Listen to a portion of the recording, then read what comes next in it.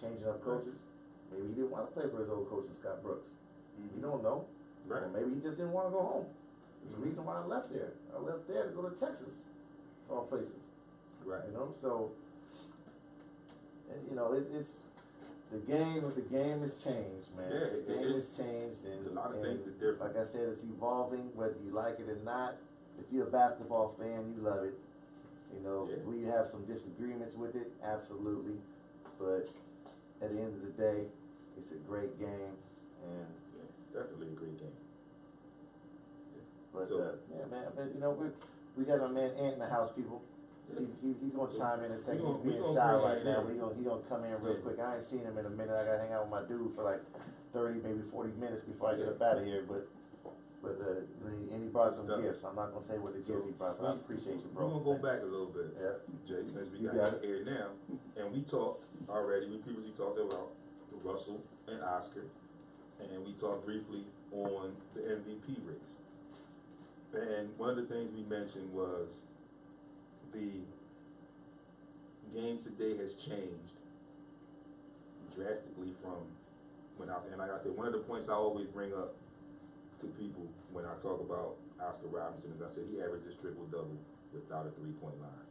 And, you know, I say no disrespect to the game today with the three-point line, but comparing the way the games have changed, it's a great feat on both ends, I would say.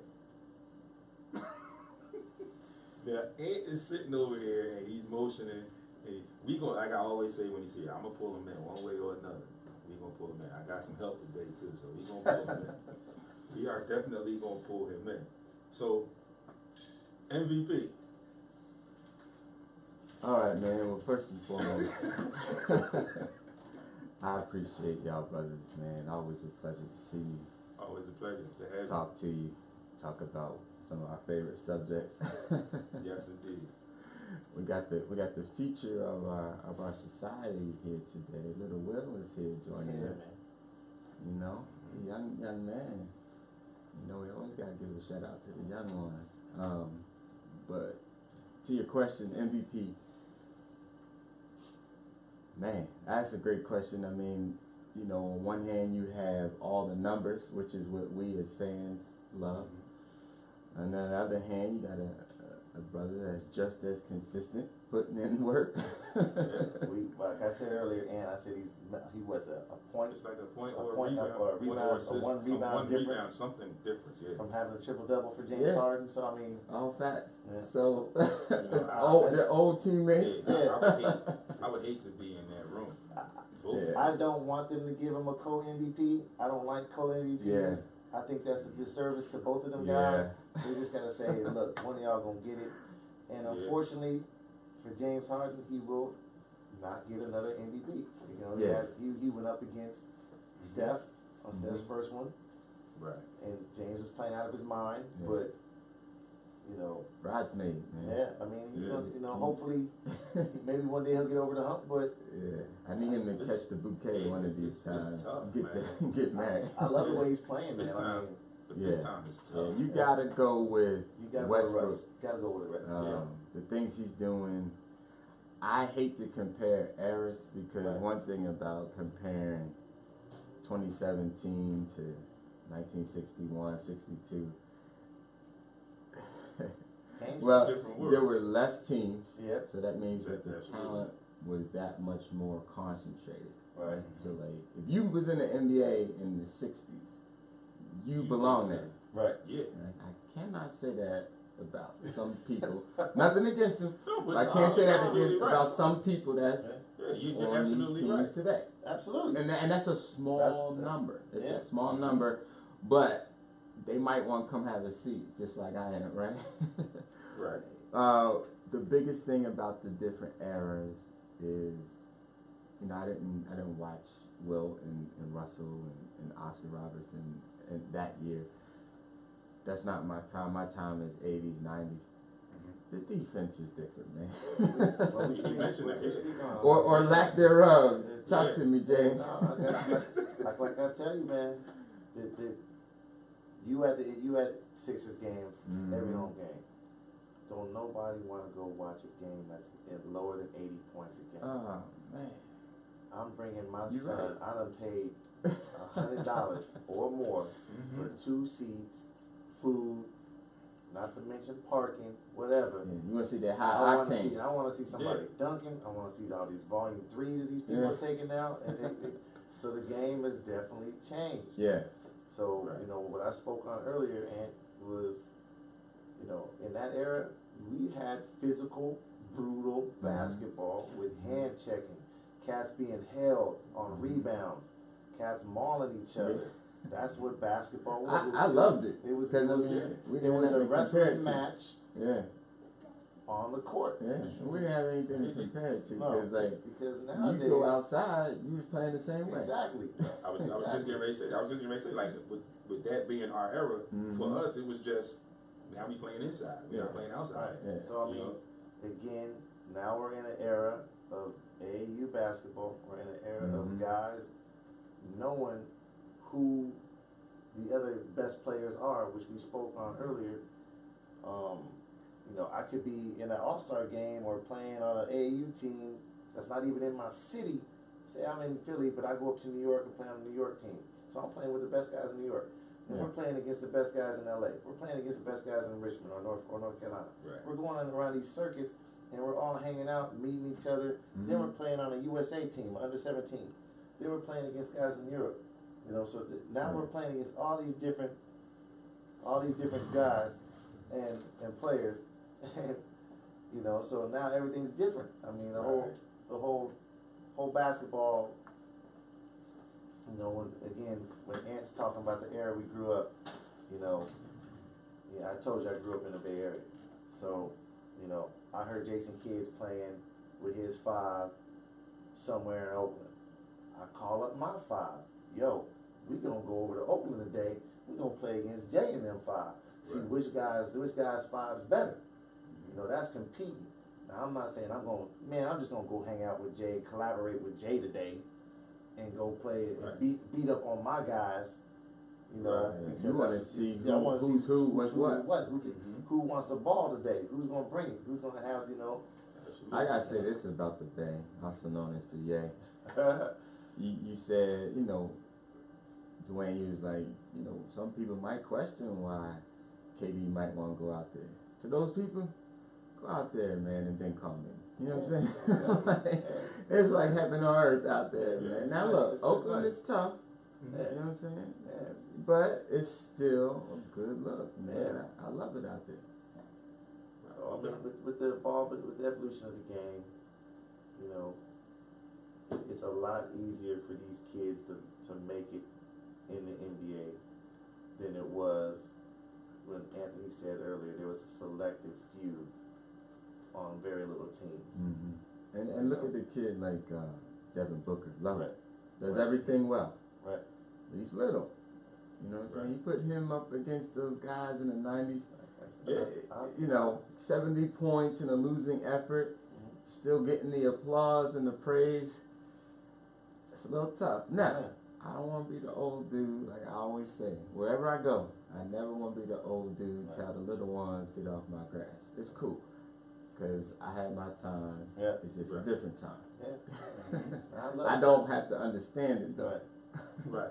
Kitty had played in that era, who knows? We all have this, like you said, it's tough to compare eras. But, you know, would Devin Booker score 30 on Gary Payton? No. Could he have done it on Michael Jordan? No. I mean, again, you blow on some of these guys and it's a foul.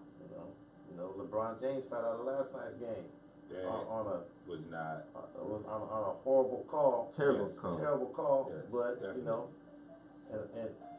and to their credit, you know, I'm not knocking anything Atlanta did. Atlanta played one of the greatest fourth quarters ever.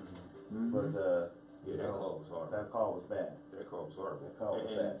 You know, me being a referee,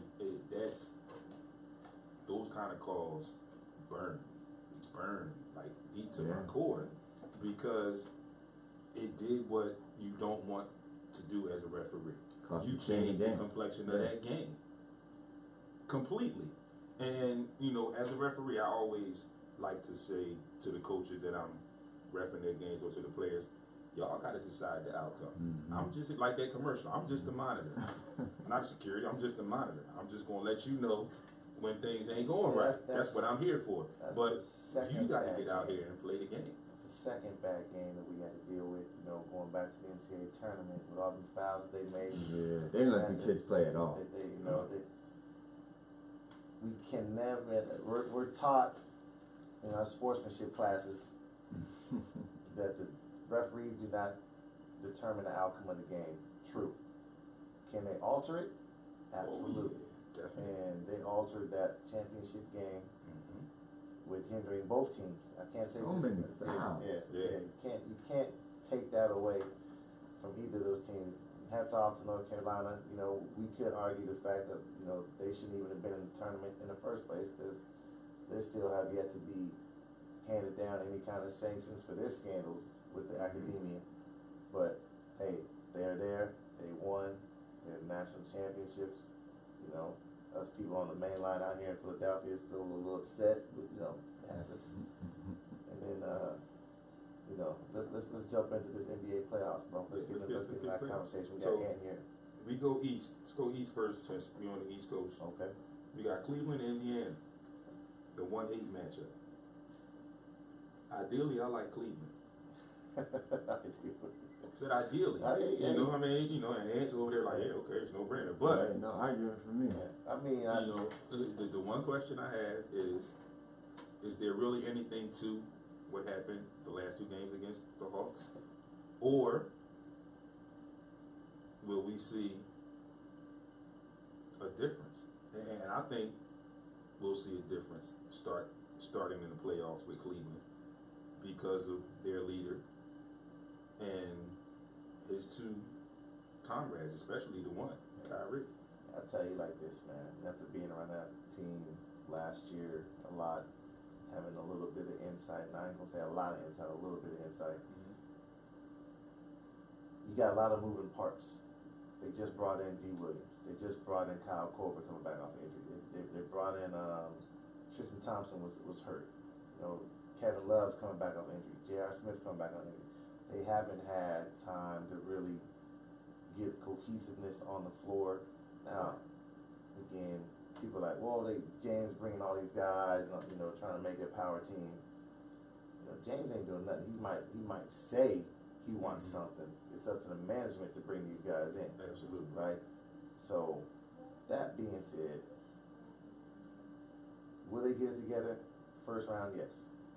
Second round could be a struggle depending on who they play. If they have to see Atlanta's just one of those teams that just has their number.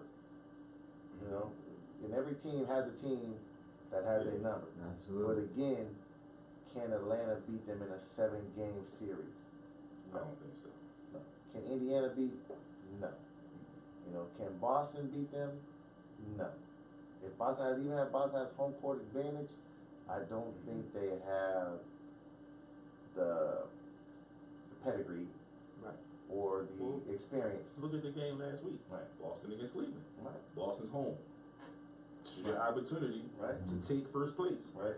And both teams knew what was on. Exactly. For that and matchup. To me, it was one of those games where you could, I guess, for lack of a better phrase, say statement game. Yeah. And in my opinion, I was a little disturbed at how Boston played visually. Right. Now, like we all talk, and we all know, there's a lot of things going on that we probably don't know, we probably don't see. But just watching the game, I was a little disturbed at how they played, knowing what was at stake. And like you just said, and both teams going in knew what was at stake. Yeah. You know, and it's like that old cliche, you know, we gotta take it. They ain't gonna give it to us.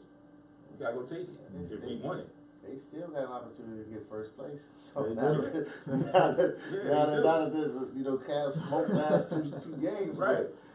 Hey. You know, so it's like you getting another chance, and what are you gonna do with it? Well, we all know what happens Right. come Saturday. Right. You know, the playoffs are a different game.